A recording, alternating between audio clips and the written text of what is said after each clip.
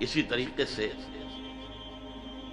نماز کا معاملہ جو ہے وہ پہلے کیوں نہیں آیا؟ نماز کا بعد میں آ رہا ہے. آت المال حبہ ذوی القربى والیتامى والمساکین وابن السبیل والسائلین وفی الرقاب. کتنا دور لے گئے. واقام الصلاۃ وآتى الزکاۃ. یہ ہے ترتیب کے اعتبار سے جو میں نے عرض کیا تھا. یہاں عنوان کیا ہے؟ یہاں نیکی کی حقیقت عنوان ہے. اس کی روح ایمان ہے اور اس کا ظاہر اس میں سب سے پہلے انسانی ہمدردی، اور اس ہمدردی کی بنا پر وہ مال جو بہت محبوب ہے خرچ کرنا. درد دل کے واسطے پیدا کیا انسان کو، ورنہ طاعت کے لیے کچھ کم نہ تھے کرنے میں. اگر یہ نہیں ہے تو کچھ نہیں. حضور نے فرمایا من یحب الرفق فقد حرم الخیر کلہ. جو شخص دل کی نرمی سے محروم ہو گیا وہ کل کے کل خیر سے محروم ہو گیا. کسی کو دکھ میں دیکھو اور اس پوزیشن میں ہو کہ تم اس کا کوئی مداوع کر سکو اور نہ کرو، پھر تم چاہے مفسر ہو، محدث ہو، نیک نہیں. تم عابد ہو سکتے ہو، زاہد ہو سکتے ہو، تم مفسر ہو سکتے ہو، محدث، نیک نہیں ہو سکتے. من یحب الرفق، رفق کہتے ہیں نرمی. رفیق ہمارا ساتھی، دم ساز.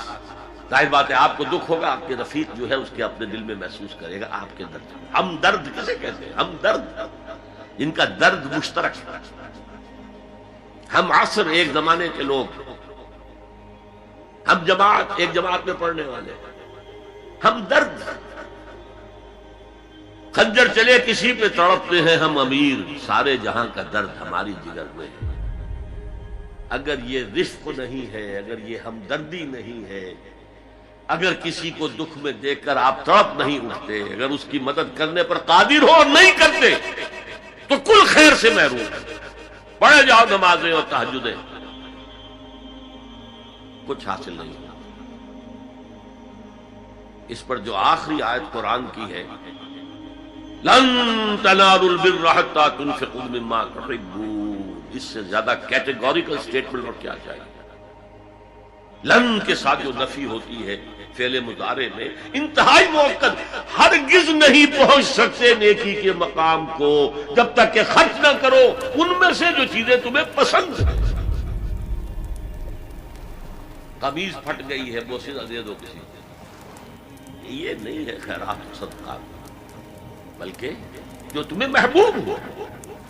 لن تنالوا البر، بر کے مقام تک نہیں پہنچ سکتے. پھر میں کہہ رہا ہوں عابد ہو سکتے ہو، زاہد ہو سکتے ہو، علم کا معاملہ ہے، محدث ہو سکتے ہو، مفسر ہو سکتے ہو، فقیہ ہو سکتے ہو، مفتی ہو سکتے ہو، سب کچھ ہو سکتے ہو. قرآن مجید کی روح سے نیک نہیں کہلا سکتے. وآت المال علی حبہ. اب اس میں جو ترتیب میں نے کہا تھا، الاقرب فالاقرب، الاقرب فالاقرب، سب سے پہلے ذوی القربیٰ. اور اس میں اکثر و بیشتر ہم سے کوتاہی، دور دراز کے لوگوں کے ساتھ نیکی ہو رہی ہے. سگے بھائی کی بیوہ اور یتیم بچے جو ہیں وہ محروم ہیں. انہوں نے اس وقت یہ کر دیا تھا، یہ کر دیا تھا. ظاہر بات ہے کہ رشتہ داروں سے تو شکایتیں ہوتی ہیں. یہ تو ہمیشہ ہمارے مخالف رہے جی، ان کی ہم کیسے مدد کریں؟ اگر تو اللہ کے لیے دینا ہے تو پہلا حق ان کا. من احب للہ وابغض للہ واعطى للہ ومنع للہ. اللہ کے لیے دیا ہے اگر تو اپنے اس نفس کی جو انتقام کا جذبہ ہے اس کو کچلو، اور جس کا سب سے پہلا حق ہے اس کو پہنچاؤ. حق بحقدار رسید. ذوی القربى والیتامى، جو بے سہارا رہ گئے، باپ کا سایہ نہ رہا. والمساکین،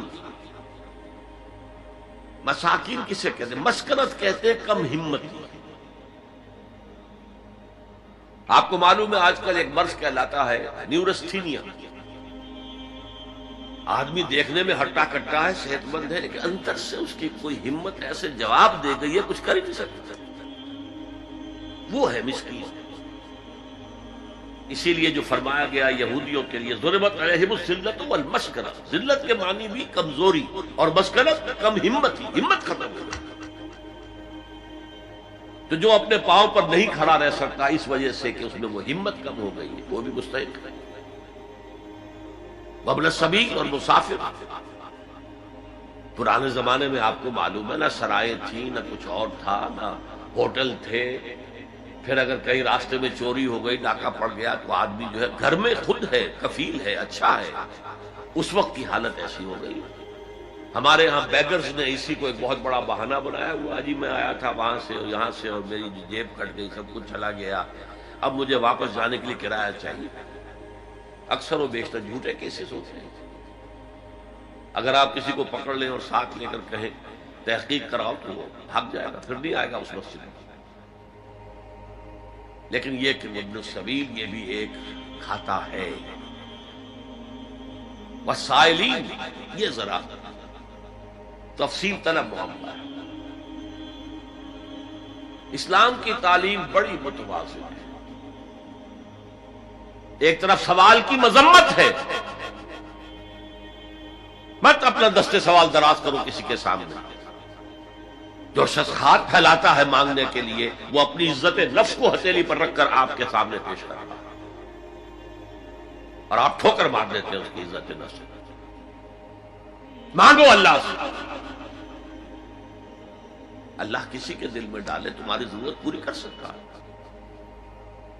بغیر اس کے کہ تم کسی کے سامنے دستے سوال دراز کرو. تو سخت مسمت ہے.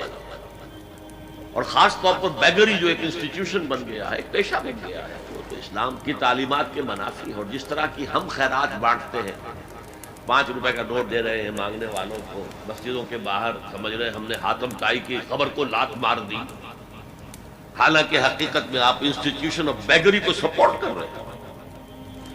کسی ایک کو لے لو، آؤ چلو مجھے اپنا گھر دکھاؤ، مجھے بتاؤ تم واقعی اس قابل ہو یا نہیں ہو، اور پھر اس کی مدد کریں، لمسم کریں. پھر وہ 5 روپے نہیں ایسی دے کہ وہ کچھ اپنے پاؤں پر کھڑا ہو سکے. میں نے 1 روپیہ نہیں کہا آج کہ 1 روپیہ تو اب کوئی شے نہیں رہی، لیکن یہ کہ 5 روپے کا نوٹ بھی آپ نے تقسیم کرنے شروع کر دیے، یہ کیا ہے؟ وَالسَّائِلِينَ وَفِي الرِّقَابِ. لیکن دوسری طرف سائل کو جھڑکنا نہیں ہے. اما السائل فلا تنهر، جھڑکو نہیں. اچھا بھائی نہیں، معاف کرو میرے پاس اس وقت آپ کی مدد کے لیے کچھ نہیں ہے، میں کچھ نہیں کر سکتا.